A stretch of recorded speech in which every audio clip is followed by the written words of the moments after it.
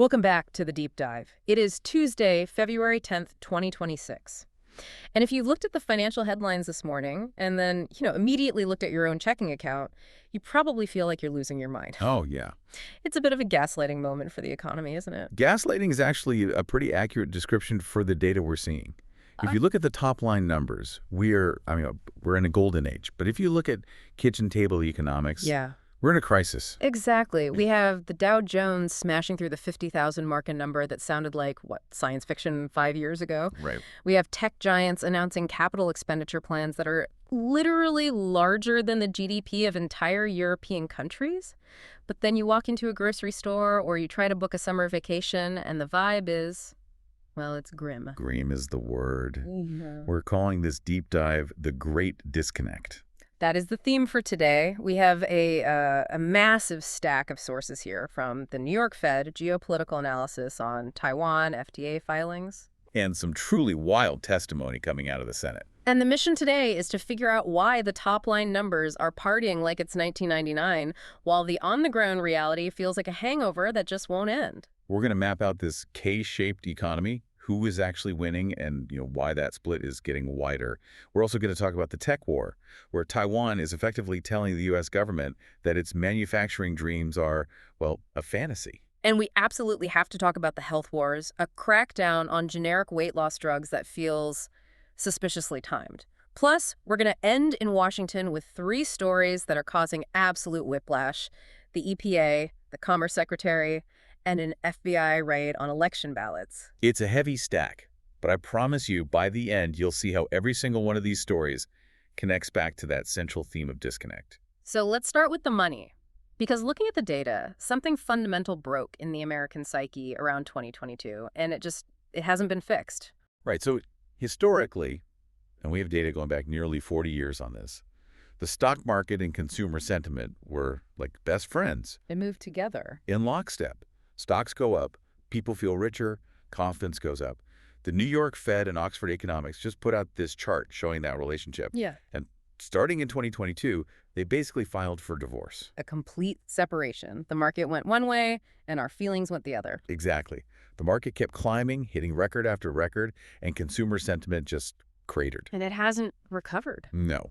And the reason isn't a mystery, really. It's the cumulative compounding of prices. We hear inflation is down all the time, though. I feel like every press secretary says that daily. That's just the rate of change. It just means prices are rising slower than they were. But if you look at the absolute price level, we are paying roughly 26% more for the basket of goods and services we buy today compared to December 2019. 26%. That is a structural shift in the cost of living that wages for the bottom 80% of earners simply haven't matched. And that 26% figure, that's an average, right?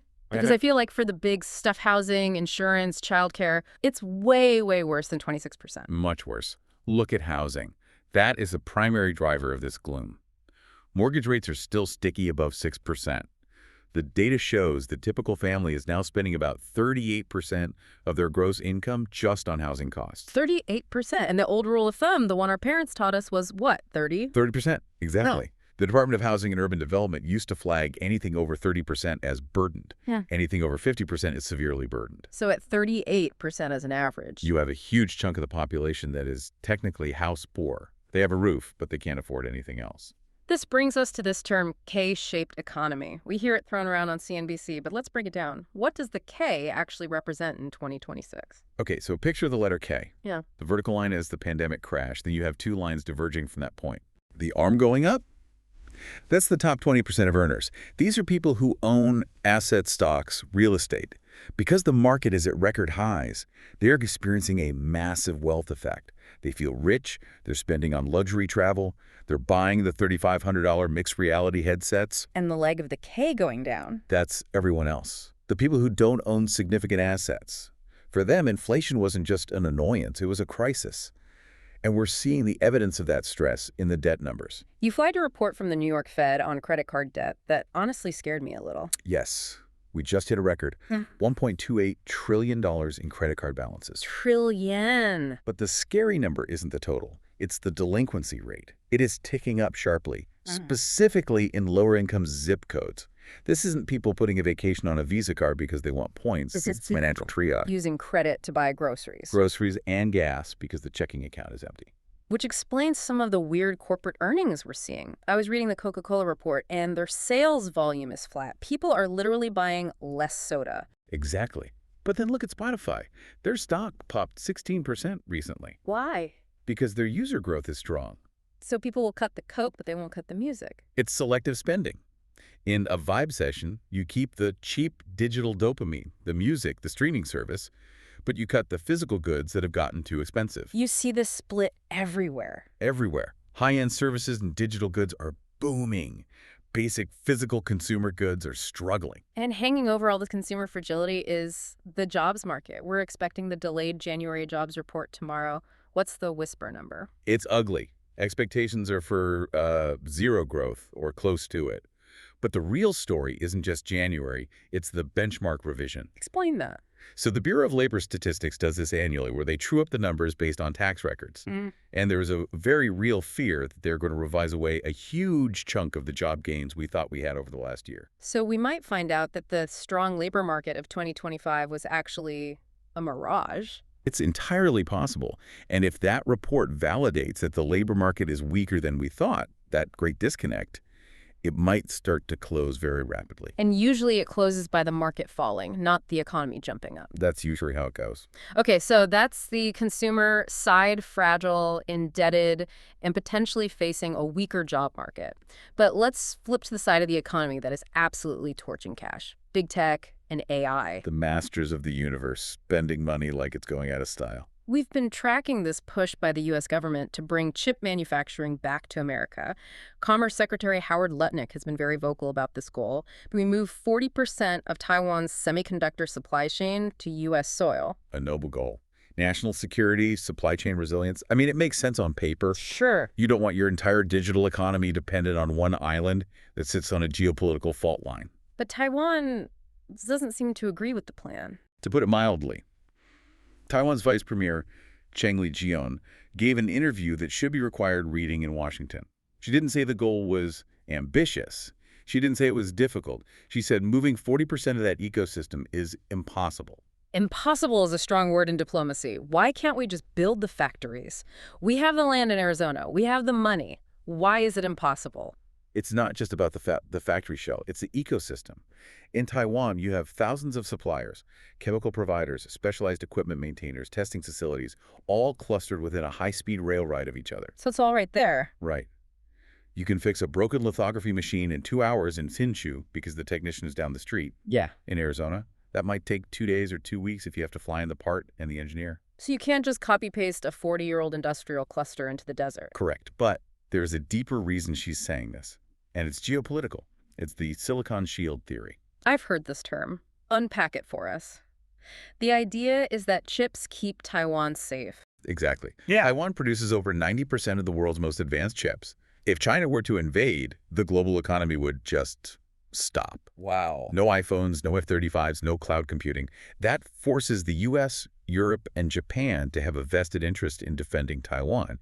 If Taiwan moves 40% of that capacity to Arizona, The shield gets thinner. the incentive to defend them drops. So it is actually in Taiwan's national survival interest not to give the U.S. what it wants. And they have a specific rule to enforce this, right? The N2 rule. This is fascinating.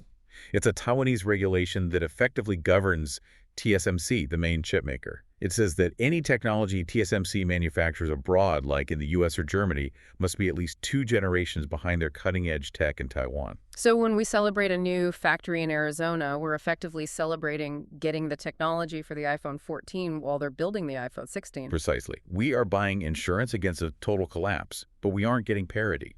We will always be chasing them. Even without the cutting-edge chips here yet, the spending on AI infrastructure is the numbers don't even look real. Alphabet, Google's parent company, is raising debt just to spend it. They issued billions in bonds. They are forecasting $185 billion in capital expenditures. $185 billion. And to put that in perspective, that is larger than the entire GDP of Ukraine or Hungary, just on servers and data centers. And the paradox here is that while Google is spending this money to build AI, the market is terrified of what that AI does to other companies. Yes. Look at LPL Financial or the software sector recently. They took a massive hit. Why? because a startup called Altruist launched an AI tax planning tool. Explain the threat there, because tax planning sounds like something you definitely need a human for. Well, tax planning is high billable hour work. It's complex, it takes humans a long time, and firms charge a lot for it.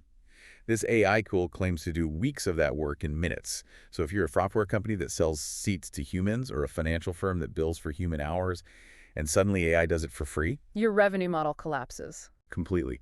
So we're in this weird phase where AI is boosting the hardware makers, the NVIDIAs, the server builders, but it's acting like a deflationary bomb for the service economy. It's classic Schumpeterian creative destruction. Yes, and we're just seeing the destruction part hit the stock prices of the incumbents first. Speaking of incumbents fighting for their lives, let's pivot to healthcare. We've been following the Ozempic wars for a while now, The weight loss gold rush. but there's been a fascinating subplot involving compounded drugs, basically knockoffs. Right, so for the listener who doesn't know, when a drug is in shortage, the FDA allows compounding pharmacies to make their own versions of it. It's a loophole designed to keep people from running out of medicine. And because Wegovy and Ozempic have been in shortage for years, companies like Hims and Hers drove a truck through that loophole. They did. Hims & Hers launched a compounded semaglutide kit. It was much cheaper than the brand name, and it was selling like crazy because insurance often won't cover the brand name. But the empire struck back. Novo Nordisk, who makes the real stuff, went on the warpath. But the real blow came from the FDA. They sent a letter, essentially cracking down on how these compounded drugs are marketed. Calling out Hims and Hers for misleading advertising. Exactly. They questioned the safety profile of the knockoffs. And the timing. Yeah. You just can't make this up. It was brutal.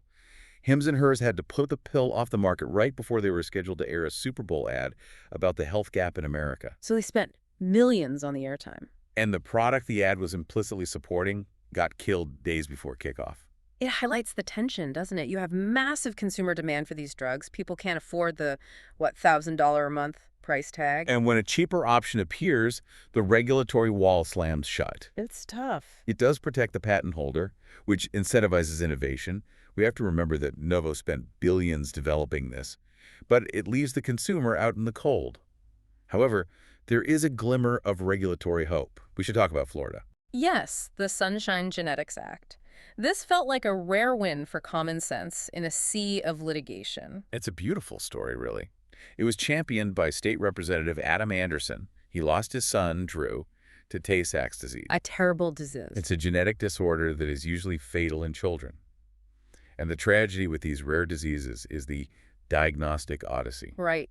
Parents know something is wrong, but it takes, on average, 5 to 7 years to get a diagnosis.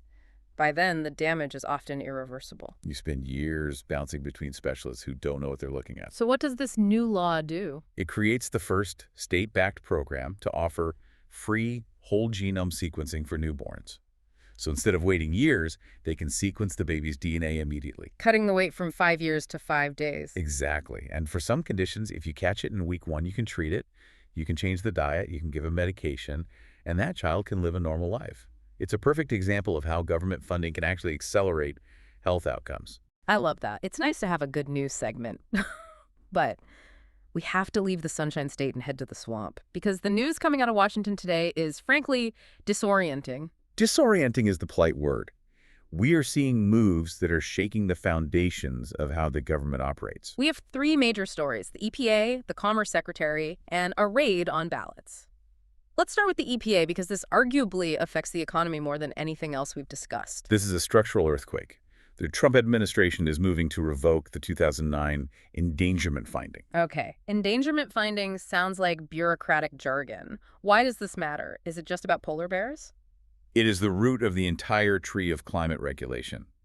Back in 2009, the EPA legally determined that greenhouse gases threaten public health.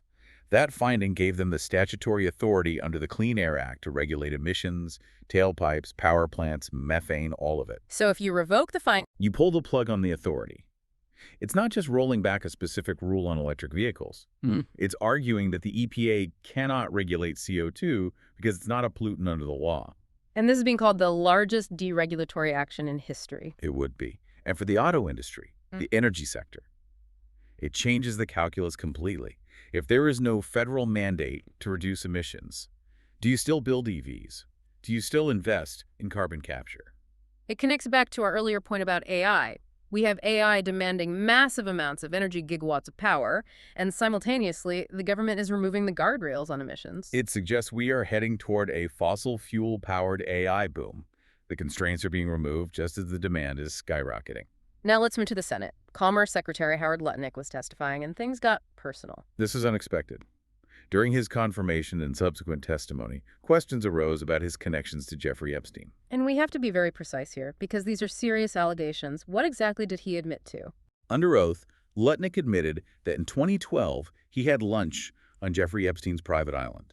And his defense was that this was just casual. He stated it was a family vacation. He said they were in the area, they went over, had lunch for an hour, and left. He insisted he had no relationship with Epstein beyond being neighbors in New York and meeting him 3 times over a 14-year period. But given the sensitivity and the recent release of more Epstein documents, that admission is generating a lot of heat. It raises questions about vetting. How does a cabinet official's lunch on that island not come up sooner? It's a distraction for the administration at a moment when they're trying to fight a trade war with China. And finally, in a story that feels like it belongs in a spy novel, we have the FBI in Georgia. This is the one that has constitutional scholars worried. An unsealed affidavit revealed that the FBI raided the Fulton County election hub. And they seized ballots. They seized 2020 ballots. We are in 2026. Why now? I mean, the election was certified years ago. The investigation was triggered by a referral from Kurt Olson. He's a former Trump campaign lawyer who is now serving as the Director of Election Security. The affidavit claims they are investigating intentional acts to violate federal law during the 2020 count. And Director of National Intelligence Tulsi Gabbard was physically there? That's the detail that stands out. You rarely see the DNI at a domestic FBI raid. Her presence signals that the administration is treating this not as a local crime, but as a national security matter. It's a massive flex of federal power over state election administration. It is. And regardless of what they find, the visual of federal agents seizing ballots from 6 years ago creates a precedent that is going to be incredibly polarizing. It suggests that no election result is ever truly closed if the federal government decides to reopen it. So let's try to pull these threads together. We have an economy where the stock market is detached from the consumer. We have a tech sector spending billions on AI, while supply chains are stuck in geopolitical gridlock. And we have a political system that is simultaneously deregulating the future with the EPA while relitigating the past with the 2020 ballots. It goes back to the great disconnect. We're living in 2 realities: the paper reality, the stock prices, the AI forecasts, the political narratives, and the physics reality, the cost of groceries, the need for water and engineers to build chips, the actual temperature of the planet. And physics usually wasn't in the end. Always. The paper reality eventually has to correct to match the physical one. The question is whether that correction is a soft landing, where the consumer catches up, or a crash. That is the question we'll be watching. I want to leave you, the learner, with one final thought to chew on. We talked about the EPA revoking climate rules, and we talked about Alphabet issuing billions in debt to build energy-hungry AI data centers. A collision course. So are we accelerating toward the greatest economic boom in history, unleashed by deregulation and machine intelligence?